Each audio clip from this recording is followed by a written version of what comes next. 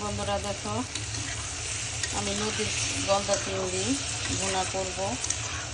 প্রথমে আমি একটু চিংড়িগুলো ভেজে নেব।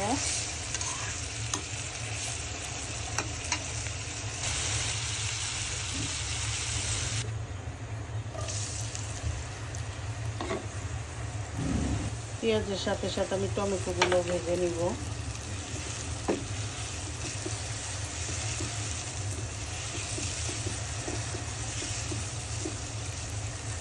মন মানসিকতা খুব একটা ভালো না, কি রানবো কী করবো। মেয়ে তো আবার বাগদা চিংড়ি খেতে চায় না, পরে বাজার থেকে গলদা চিংড়ি আনলো, তাই ভাবলাম আজকে ওকে গলদা চিংড়ি ভুনা করে দিই।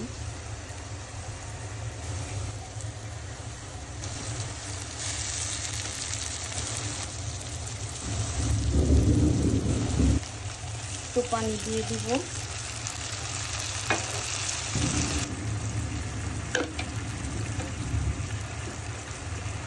সেই বৃষ্টি নামছে, সেই বৃষ্টি হচ্ছে, আল্লাহর রহমতের বৃষ্টি। আল্লাহর যে কত রহমত, আল্লাহর যে কত নিয়ামত, সেটা আমরা বুঝি না, সেটা আমরা কখনো বুঝি না, কখনো না।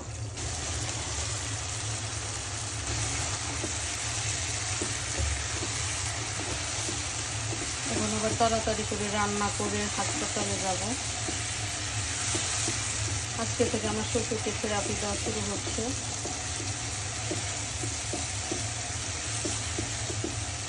ভাবছিলাম আজকে ইউজ করবো, ডাক্তার বলছে না থেরাপি দিতে হবে। এখন হয়তো আবার দুই তিন দিন রাখতে হবে, দেখে থেরাপি দিতে হবে। বাকি থেরাপিগুলো আমরা চিন্তা ভাবনা করছি বাসায় এনে দিব।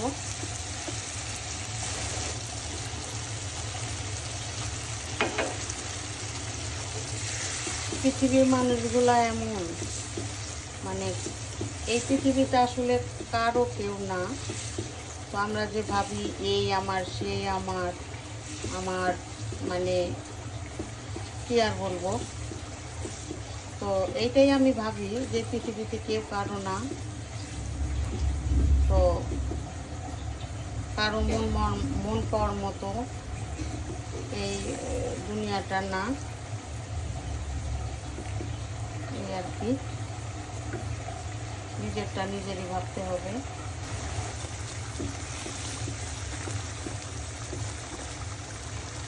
পৃথিবীর মানুষগুলো এমনই মানুষ, তাদের জন্য জান কাটটা দেয় হয় হলামো, তারপরেও তাদের মন পাওয়া যাবে না।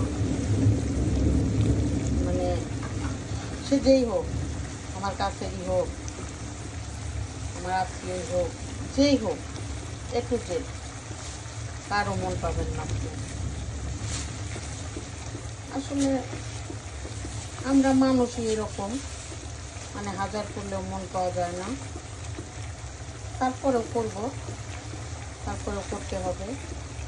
আমি আল্লাহকে খুশি করার জন্য করি, আমি মানুষকে খুশি করার জন্য কোনো কিছু করি না। সত্যি কথা হচ্ছে এটা।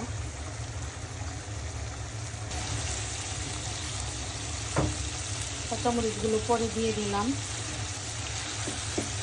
ফ্লেভারটা সুন্দর আসবে বলে।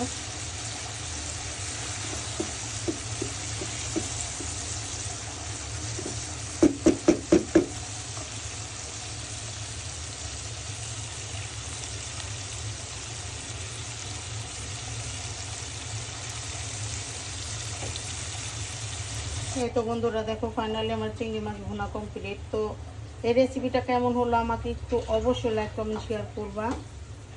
বন্ধুরা আমার পেজকে একটু বেশি বেশি ফলো করো তোমরা, বন্ধুরা বেশি বেশি ফলো দাও, বেশি বেশি দেখো, একটু ভিউজ বাড়াও বন্ধুরা। সবাই সুস্থ থাকো, ভালো থাকো, আল্লাহ হাফেজ।